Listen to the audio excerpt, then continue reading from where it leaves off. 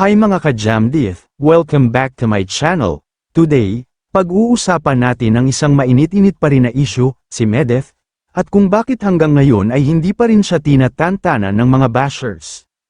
Ang daming nagtatanong, bakit ba parang hindi pa rin makamove on ang mga tao sa kanya? Ang daming paninira, pangalan na hindi maganda, at kung ano-ano pa ang ibinabato sa kanya. Kaya sa vlog na ito, iisa-isahin natin yan at bibigyan natin ng linaw. At syempre, may payo rin tayo para kay Medeth at sa lahat ng mga nakakaranas ng ganito. Okay, so unang-una, bakit hindi makamove on ang bashers? Simple lang, may epekto si Medeth, hindi mo pag-aaksayahan ng panahon ang isang taong wala namang ambag o saysay sa buhay mo. Kung hindi siya importante, hindi siya pag-uusapan, pero si Medeth, she made waves, she stood out, she spoke her truth, at sa mundong puno ng inggit at insecurities, ang mga taong may sariling paninindigan ang madalas binabato.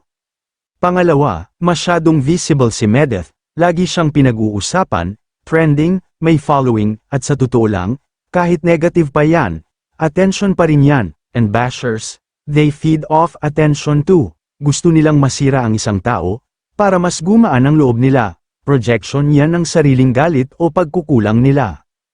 Pangatlo, may narrative na silang sinimulan, ayaw nilang bitawan, sa social media, kapag may isyong nilabas, kahit natapos na ito or napaliwanag na, pinipilit pa rin nilang buhayin, kasi kapag tinanggap nilang nagkamali sila o exaggerated ang reaction nila dati, parang ego nila ang tatamaan, so pilit nilang pinapalaki pa lalo para hindi masira ang sarili nilang image, kahit ang totoo, sila na ang toxic.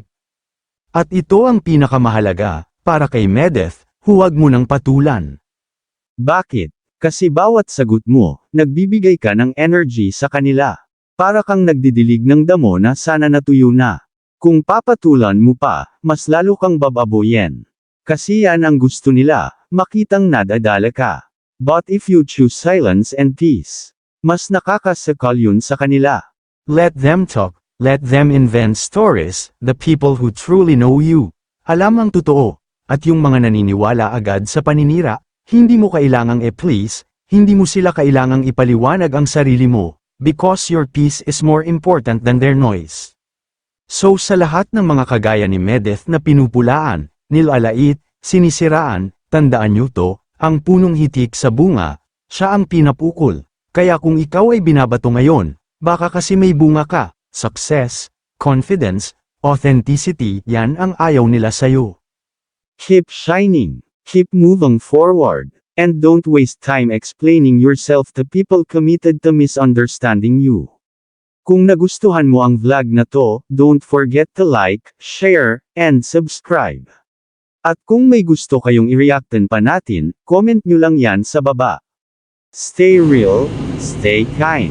See you on the next one, maraming salamat po sa inyong lahat.